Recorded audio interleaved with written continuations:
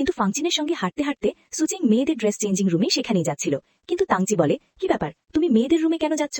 সুচিংয়ে আসলে মাঝে মাঝে তো ও ভুলেই যাচ্ছিল যে ও আসলে মেয়ে, কিন্তু এখানে এসে ও প্রতিটা ছেলেকে ড্রেস চেঞ্জ করতে দেখে খুব লজ্জায় পড়ে যায়, তাই ও নিজের মুখটাকে লুকিয়ে রাখে। তাংচি ওর এই অদ্ভুত ব্যবহার দেখে বেশ অবাক হয়ে যায়। এখান থেকে কিছুক্ষণ পরে পালিয়ে যায় ওই ছেলে, মানে চুয়ান।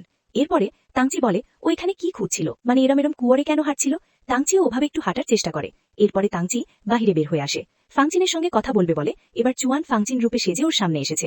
সাথে সাথে তাংচি ফিল করে যে এটাই সেই ফাংচিন যে ফাংচিনকেও পছন্দ করে। বলে, তুমি ফিরে এসেছো? এমনকি ওই নকল ফাংচিনকে এটাও জিজ্ঞেস করে, চুয়ান কোথায়? কিন্তু চুয়ান আর কোথায় থাকবে, এটাই তো সুচিং, ও একবারে আর কতজনের রূপ ধারণ করবে। এরপরে ওরা দুজন হাঁটতে লাগে, দুজন গল্প করতে লাগে। তখনই তাংচির মাথাটা একদম গুলিয়ে দেয়। সুচ্যাং সুচ্যাং বলে, আসলে আমার দুই রকমের পার্সোনালিটি আছে।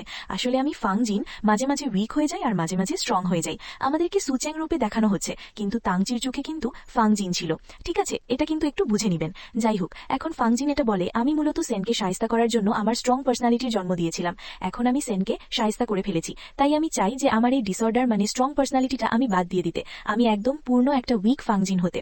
তাই প্লিজ তুমি আমাকে পছন্দ করো না, হয়তোবা আমাদের আর কখনোই দেখা হবে না। তাছাড়া আমার বয়ফ্রেন্ড আছে। তাংজির কিন্তু প্রচন্ড খারাপ লাগে, কারণ ও আবারও রিজেক্টেড হলো। ও শুধু ফাংজিনকে এটা বলে, আমি আরো একবার তোমার সঙ্গে রেইনবো দেখতে চাই। আমরা দেখি যে ওখানে একটা সিঁড়ি পুরো রেইনবো হয়ে গিয়েছে,